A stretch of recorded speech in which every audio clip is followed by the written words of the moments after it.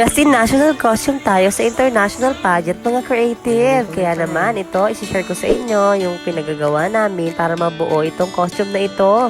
Pagkabuo nga namin ng pinakang base diya dito sa pinakang costume natin, ay sinimula na lang namin pabatuhan itong mga details na gagamitin natin dito sa pinakang costume natin. At dahil ang gusto ng ating kliyente ay sari manok inspired costume, tapos ang color niya ay parang fire, which is red, orange, saka gold.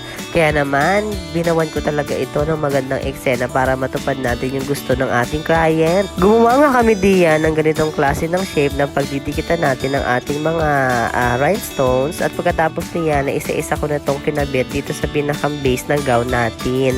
Dahil nga sari manok inspired itong ating costume, ay syempre dapat magmukha siyang may parang bala-balahibo, at ganito nga yung ginawa nating inspiration. Parang kakawig iyan ng gown ni Catriona Gray sa preliminary competition sa Miss Universe 2018. Medyo mabusisi nga lang yung ganitong klase ng gawain, pero syempre hindi natin ma-achieve yung ating gusto kapag hindi natin pagtsatsagaan. Kapag gusto natin talaga na mas maganda at bongga yung kalalabasan ng ating costume na ginagawa, ay syempre wag tayong titigil hanggat hindi natin napapaganda ito ng bonggang-bongga. Mula ulo hanggang paa, ay syempre lalagyan natin ng disenyo itong ating ginagawang costume. Kaya naman labis-labis ako nagpapasalamat sa ating mga kliyente na patuloy na nagtitiwala, tumatangkilik sa atin, at syempre sa mamamagitan nito ay nakakapagbigay tayo ng extra income sa ating mga kapitbahay. Kaya po, keep on supporting lamang po Binmantala Creations para po mas madami po tayong matulungan ng mga mothers, mga out of school youth, tapos yung mga estudyante na pumapasok na sumasailan dito sa amin at nagkakaroon sila ng kaunting income para mas makatulong sa kanilang pamilya. Maiba nga tayo, nandito na nga pala tayo sa paggagawa ng pinakang Pilipiniana sleeves natin. At yung prosesong ginawa ko diyan ay ang pagtutuhog ng mga beads, na kung saan itong technique na ito ay madaling gawin, pero palagay ko ay medyo mahirap para sa iba. Pero para sa amin ay medyo madali lang ito dahil may bilang-bilang lamang siya, tapos may mga structure lamang kayo susundin. Depende rin sa mga imagination natin kung paano natin bubuuhin ito, at panoorin nyo lamang po yung reels ko sa paggagawa nito dahil doon po mas matututunan ninyo yung binakang kabuuan nitong ating ginagawang Filipiniana sleeves sa gawa sa kawad at sa beads. Hindi rin talaga biro yung paggagawa ng Filipiniana sleeves na ganito, nagawa sa mga beads, dahil syempre dapat isaalang-alang natin yung mga aspeto ng ganitong klase ng bagay. Lalong-lalo na yung tamang sukat niya, tamang bilang ng mga beads, kung saan-saan mo pagdulugsungin yung mga parts, tapos kung paano ikabit yung pinakang kawad niya, kung paano isuot, at kung anong materials ang gagamitin. Kaya sa ganitong klase ng technique sa paggagawa ng costume, ay kailangan nating isaalang-alang yung pagiging matyagain natin at matiisin sa mga ganitong klase ng bagay. Dahil hindi ito biro-biro lamang. Kailangan pagganahin natin yung imagination natin para mas mapaganda natin siya. At dito sa punto na ito mga creative, ay itong ginawa nating Filipiniana sleeves na gawa sa mga alambre at beads, ay dinagdagan din natin ng parang mga flower na design dito. Ito ay nabibili lamang din sa online, na kung saan ito yung store na binibilhan ko din ng mga ganitong klase ng beads. O diba, napakaganda ng kinabasan ng ating Filipiniana sleeves. At dumako naman tayo mga creative sa paggagawa ng pinakang shoulder crown para dito sa ating costume. Dahil nga may pagka-Pilipiniana na national costume itong ating gagawin, ay syempre lalagyan natin ng glamour yan na katulad nitong ating shoulder crown.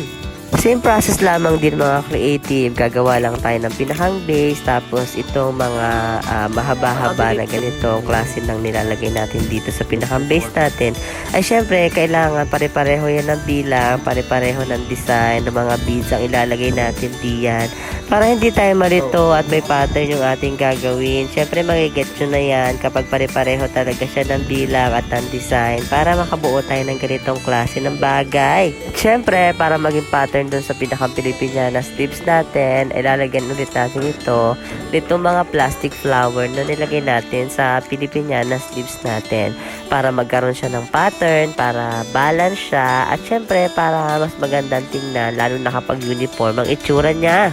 O, di ba mga creative, napakagandang tingnan nung naipwesto na natin yung ating Filipiniana sleeve saka itong ating shoulder crown dito sa pinakang main costume natin. O, di ba talaga namang napakaganda niyang tingnan at syempre excited na excited ako na ma-ship natin ito internationally. Gumawa nga din pala kami diyan ng pinakang trail na gold para mas madagdagan yung ganda nitong ating ginawang national costume. Para magmukha talaga siya na Sari Manok inspired, syempre gumawa tayo ng pinakang pabuntot dito sa may pabewang niya. At habang binubuo natin yung ibang parts nitong ating costume, syempre binabalikan natin yung mga parts na dapat panglagyan ng mga gemstones at mga rhinestones para mas maganda siyang tingnan. Syempre dapat mas buo yung design na gagamitin natin, lalong-lalo na kapag nagde-design tayo na sa pamamagitan ng rhinestones ay kailangan madami talaga tayong ilalagay diyan. At mga creative, hindi pa dito natatapos yung mga accessories at ma-eksena din ng ating national costume. Dahil ito nga, gumagawa naman kami nitong pinakampamaypay na partner nitong ating national costume. At dahil nga ito yung request ng ating kliyente, syempre kailangan nating sundin kung ano yung gusto ng ating mga nagpapagawa sa atin. Pagkabuo ko nga nitong pinaka-base nitong ating ginawang pamaypay, syempre dinunuwingan ko na iyan ang pinaka-mga design niya. At pagkatapos, para mas bongga yung ating ginagawa, ay lalagyan ulit natin yan ng mga rhinestones. Alinsunod doon sa mga pinagdodrawing ko diyan. O diba, napakaganda niyan tingnan. At dumako naman tayo sa paggagawa ng pinakang headdress natin na kung saan nandito na yung pinakang Sari Manok natin. Sa paggagawa nito ay syempre gumawa muna ako diyan ng pinaka-base itong ating headdress. Tapos nilagyan ko ito nitong PVC pipe dahil ang plano ko dito ay nade-detach yung pinakang Sari Manok natin. Para pag pinaship natin siya ay hindi na mahihirapan na magkabit at isusuot na lamang siya.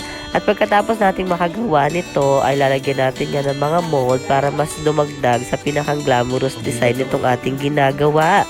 At sa puntong ito ay gumagawa naman ako ng pinakambody ng ating Sari Manok. Siyempre gagamitan natin yan ng rubber slice. Pagkatapos niyan ay bibilog lamang tayo sa pagkakarol na ganito. At pagkatapos niyan ay gugupit-gupitin natin yung pinakadulo niya at tutupi-tupiin para mabuo natin yung pinakang katawan ng ating magiging Sari Manok. At pagkatapos niyan ay gagawa lamang tayo ng pinakang suotan dito sa pinakang ilalim ng katawan ng ating Sari Manok para maikabit natin dito sa ating PVC pipe na nakakabit dito. At pagkatapos niya, syempre dire-diretso na tayo sa pagdidesign at paglalagay ng mga pakpak nito para ma-eksena na natin itong ating pinakang Sari Manok. Syempre kulang pa yan ng pinakabuntot, kaya naman gagawa naman tayo ng pinakamagandang buntot nitong ating Sari Manok na ginagawa. Medyo glamorous nga lamang yung ginawa nating Sari Manok at tinagyan natin ng kaunting drama para mas maganda siyang tingnan dahil nga ito yung pinakang main part ng ating magiging headdress. So kailangan yung pinakabuntot ng Sari Manok natin ay kailangan medyo may pagka-ma-artist siya. Kaya naman ganito yung proseso ng ginawa ko at pagka-drawing ko diyan, nilagyan ko na rin ito ng pampatigas ng mga alambre para maikabit na natin ng maayos dito sa pinakabuntot niya. Sa mga ganitong proseso at pagkakataon nga mga creative, kailangan natin gamitin ng ating pagiging creative talaga. Kaya nga tinawag tayo mga creative, diba? Kailangan gamitin natin ang ating utak sa pagdidesign ng ganito. Lalo na kapag mas marami pa tayong mga ideas at mga design na naiisip, ay gawin lamang natin at try lamang natin kung mas maganda siyang tingnan. Dahil sa ganitong paraan ay mas mapapabongga natin yung ginagawa natin. Kung simple lamang ito ay pwedeng-pwede natin pabonggahin sa mamamagitan ng pag-iisip ng mas mga bonggang design pa.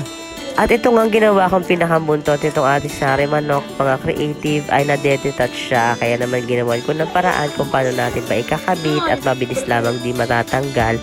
Dahil nga medyo malayo yung pagsisipan nitong ating ginagawa.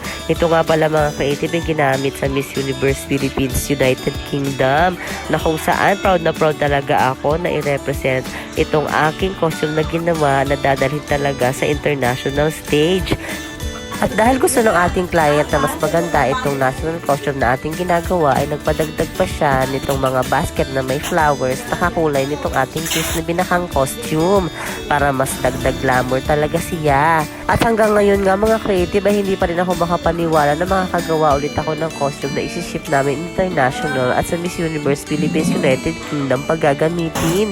Kaya naman labis ako nagpapasalamat sa poong may kapal at sa inyo mga creative na patuloy na naniniwala sa akin. At eto na po ang kinalabasan ng ating mga pinagagawa dito sa ating national costume.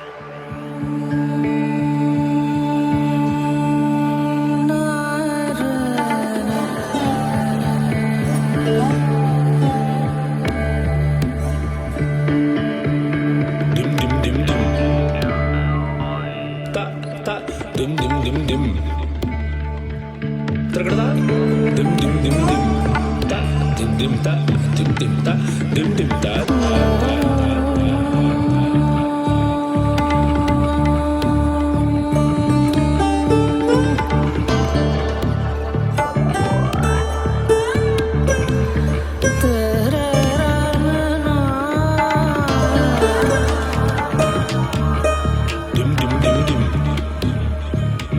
Ta ta dim dim dim dim.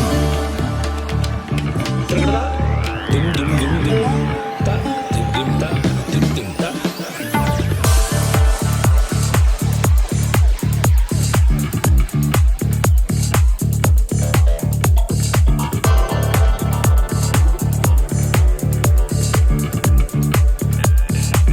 Symbolizing good fortune and prosperity in the Philippines. It features vibrant rich colors like gold, red, and yellow, mirroring the hues of Sari Manok. Created with details such as patterns, handmade intricate beadwork, and feathered accents adorn the outfit, capturing the beautiful bird's elegance and majesty. Its key highlight is the headdress, often designed with a shrunken bird figure, complete with a long flowing tail and wings, mimicking the bird's graceful flight, while the metallic eagle jewel enhances Foster's regal appearance. Overall, a Sari Manok costume embodies both cultural pride and artistic craftsmanship, bringing to life the spirit of the iconic Filipino symbol. At dahil 200,000 followers na tayo mga creative, ay mamimili po ako ng masaswerteng mabibigyan natin ng gifts. Basta't i-follow nyo lamang po ang aking page at i-share po itong ating videos. Kaya naman, salamat sa inyong panonood. See you sa aking mga next videos. Bye!